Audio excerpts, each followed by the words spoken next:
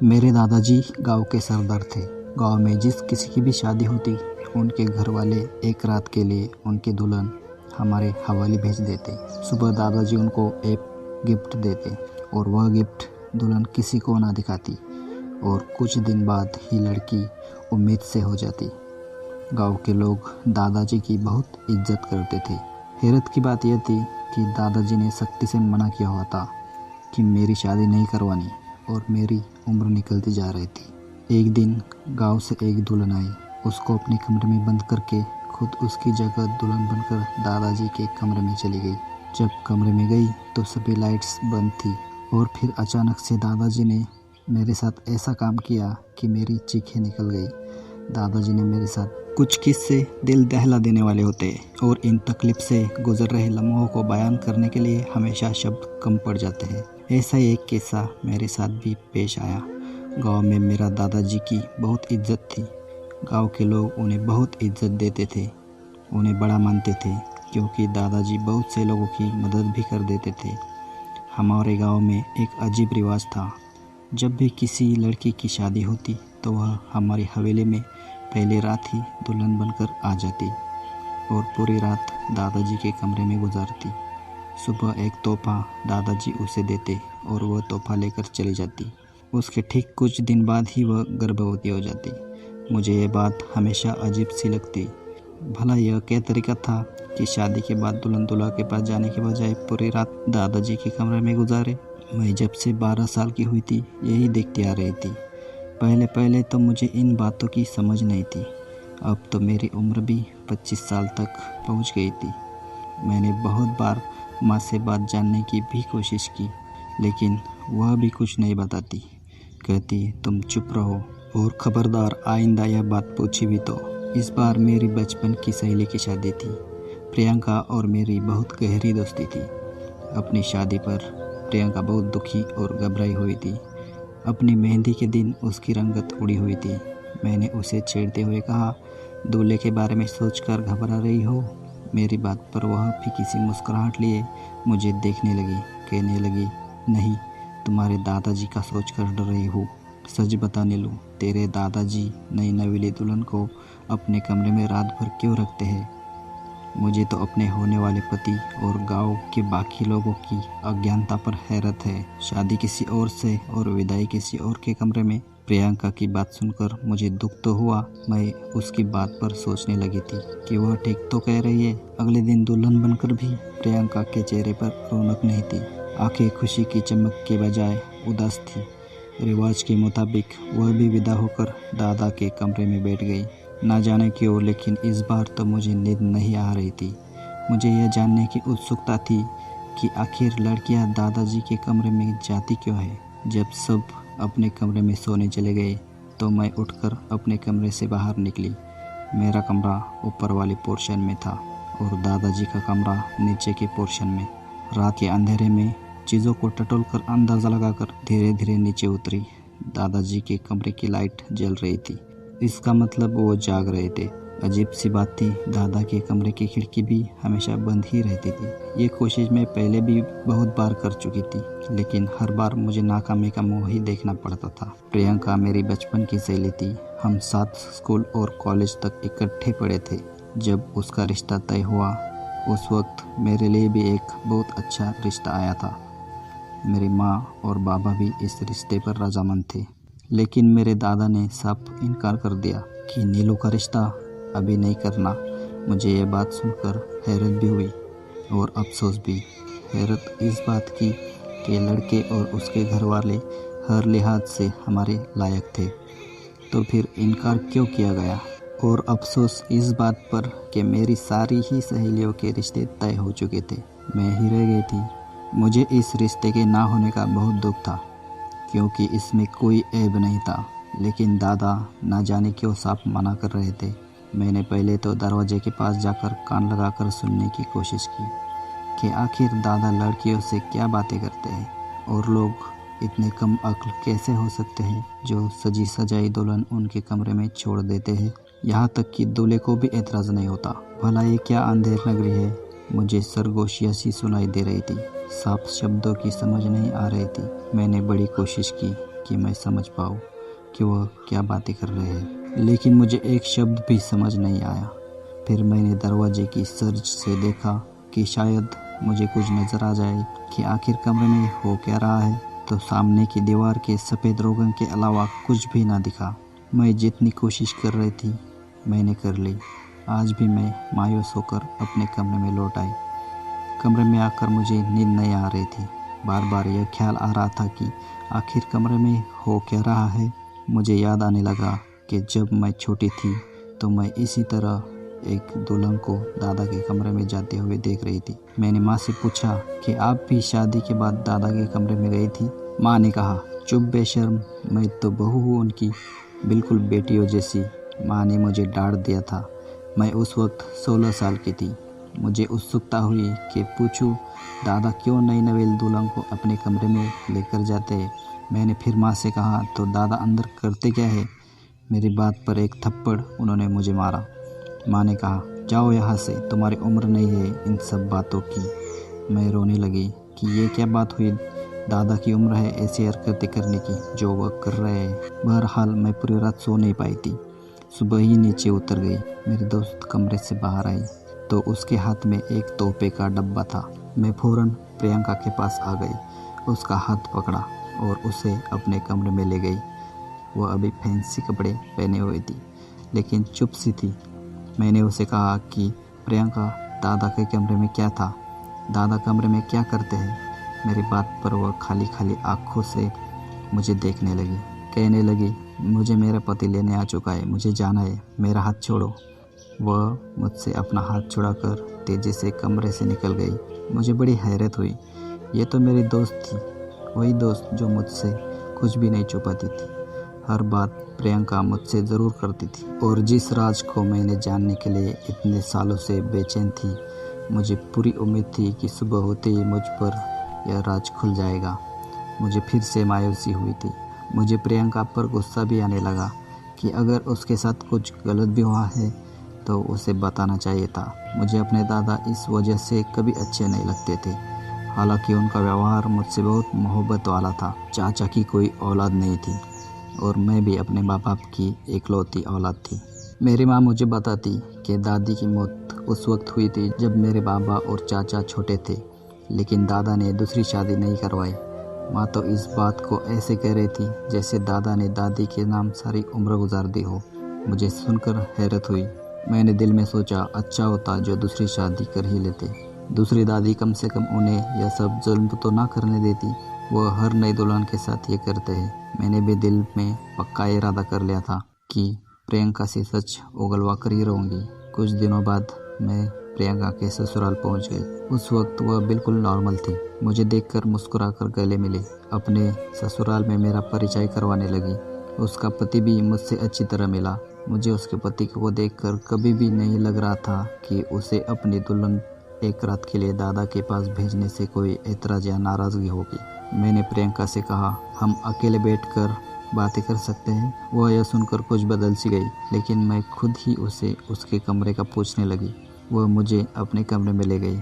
जब मैंने दोबारा प्रियंका से वही सवाल पूछा, वो गुस्से से उखड़ गई।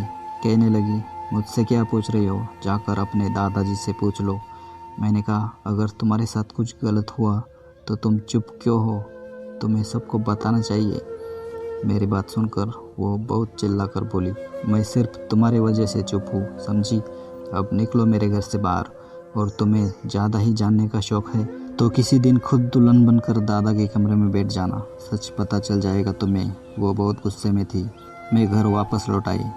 पहले तो मुझे प्रियंका के घर जाने पर बहुत अफसोस हुआ। मैं प्रियंका के लिए दिली हमदर्दी महसूस करते हुए गई, लेकिन उसने मेरा ज़रा भी लिहाज नहीं किया। क्या क्या मुझे नहीं सुनाया। कुछ दिन तो मुझे प्रियंका पर बहुत गुस्सा आता रहा, लेकिन फिर मैंने सोचा कि क्या हर्ज है कि मैं एक बार खुद दुल्हन बनकर दादा के कमरे में बैठ जाऊँ। आखिर पता तो चले कि वह करते क्या है। यह सोचाते ही दूसरे ही लम्हे में झुरझुरी सी लेकर रह गई। हाय राम, मैं भी क्या सोच रही हूँ। मैंने खुद ही अपनी सोच बदल दी और उसके बाद मैंने इस बात पर सोचना भी बंद कर दिया। उन्हीं दिनों मेरा एक और रिश्ता आ गया। वह रिश्ता भी बहुत अच्छा था, लेकिन दादाजी का वही इनकार अपनी जगह कायम था। अब तो मेरी बर्दाश्त जवाब देने लगी थी। मैंने अपनी माँ से कहा कि बहुत हो चुका, आप लोग क्यों दादाजी की हर बात चुपचाप मान लेते हैं? क्या मुझे यूं ही घर बैठा कर रखोगे? मेरी उम्र की मेरी सारी सहेलियाँ अपने घरों की हो चुकी है और मैं अभी तक मायके की दहलीज पर बैठी हूँ दादा की वजह से। मेरी बात सुनकर मेरी माँ मुझे गुस्से से घूरने लगी। कहने लगी, बेशर्म, गैरत बेच खाई है तूने, जो खुद अपने मुंह से शादी के लिए कर रही है। यही अपनी जबान को दबा ले, अगर यह बात किसी मर्द ने सुन ली तो गजब हो जाएगा कि लड़की होकर खुद ही शादी की ख्वाहिश कर रही है। माँ ने मुझे दबे दबे शब्दों में गुस्सा दिखाते हुए कहा, ताकि उनकी आवाज़ कमरे से बाहर ना चली जाए। लेकिन माँ की बात सुनकर मेरे तो बदन में आग सी लग गई। हाँ, अच्छे उसूल है आप लोगों के। मेरी उम्र गुजरी जा रही है, लेकिन किसी को मेरी शादी की फिक्र ही नहीं है। और अगर मैं अपने मुंह से बात कहूँ तो गैरत आड़े आ जाती है। और वो दादा जो खुलेआम नई नवेली दुल्हन बनी लड़की के साथ रंगरलियां मनाते हैं, उस पर किसी की गैरत जोश नहीं मारती। मेरी बात सुनकर मेरी माँ ने मेरे मुंह पर जोरदार थप्पड़ मारा। कहने लगी, बहुत जुबान चलने लगी है तुम्हारी। आइंदा अगर अपने दादाजी के खिलाफ एक शब्द भी कहा तो तुम्हारे बाबा को बता दूंगी, वो तुम्हें जिंदा नहीं छोड़ेंगे। मैं अपनी माँ की शक्ल देखती रह गई। अब तो मेरी उत्सुकता और भी बढ़ गई थी कि आखिर ऐसा भी क्या अच्छा काम करते वह नई नवेली दुल्हन के साथ एक कमरे में रहते हुए, वो भी अकेले में, जो सबके दिल में उनकी इतनी इज्जत है कि कोई भी उनके चरित्र पर शक नहीं करता। और ना ही पति अपनी पत्नी से इस रात की बात पूछता कि मेरी नज़रों के सामने किसी गैर मर्द के साथ रात गुजार कर क्यों आई हो। कैसी अंधेर नगरी है, क्या घटिया अनपढ़ता का रिवाज है जो यह बेवकूफ़ इंसान इन्हें अच्छा समझकर अपनी इज्जत को रात भर के लिए उनके कमरे में भेज देते हैं।